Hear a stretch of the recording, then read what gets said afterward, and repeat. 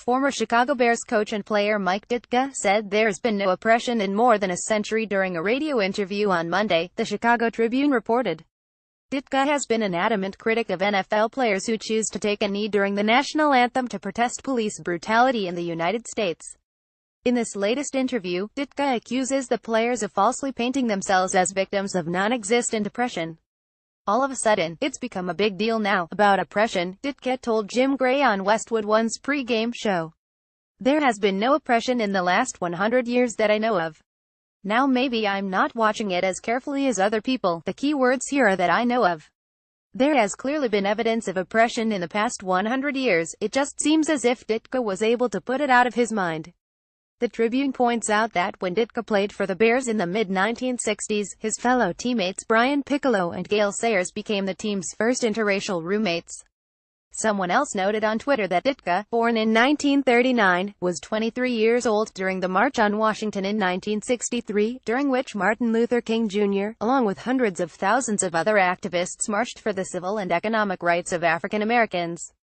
The Civil Rights Act (WASNT) even passed until 1964, the year after the Bears won the NFL championship, the Sun-Times points out, and the Voting Rights Act was passed in 1965. Mike Ditka says there hasn't been any oppression in the last 100 years.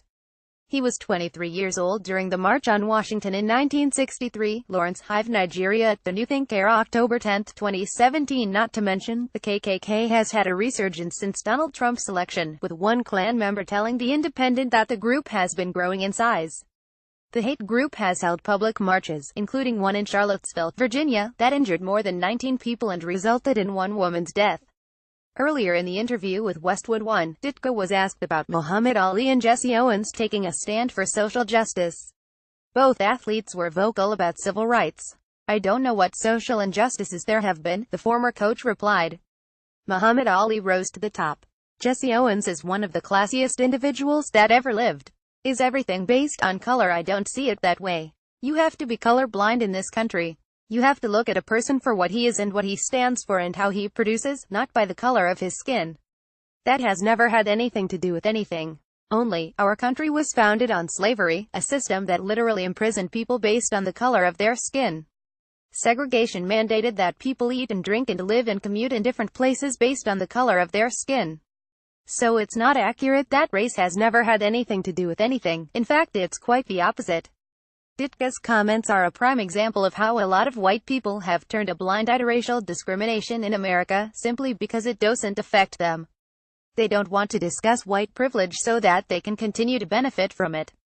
The fact that Ditka can ignore decades of systemic oppression against people of color shows how blinding white privilege can be. One of the main reasons white supremacy has been able to thrive in this country is because of white complacency, and a common refusal to speak out when witnessing injustice.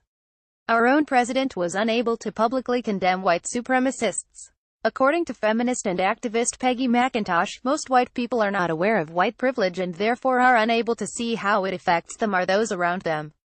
White privilege is like an invisible weightless knapsack of special provisions, maps, passports, codebooks, visas, clothes, tools and blank checks, McIntosh wrote in her 1989 piece, White Privilege: Unpacking the Invisible Knapsack.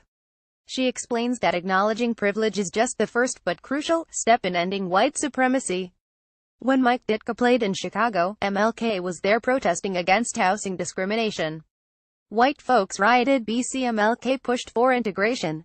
https://t.coipa.bookbe, Proflumor at Lumor 12 October 10, 2017. Describing white privilege makes one newly accountable, she writes. As we in women's studies work to reveal male privilege and ask men to give up some of their power, so one who writes about white privilege must ask, having described it, what will I do to lessen or end it? The entire reason people like Colin Kaepernick, who began taking a knee during the anthem last year, engage in civil disobedience in the first place is to get the attention of those who turn a blind eye to oppression. It's to send a message to people like Ditka and Trump that oppression is alive and well and we need to do something about it.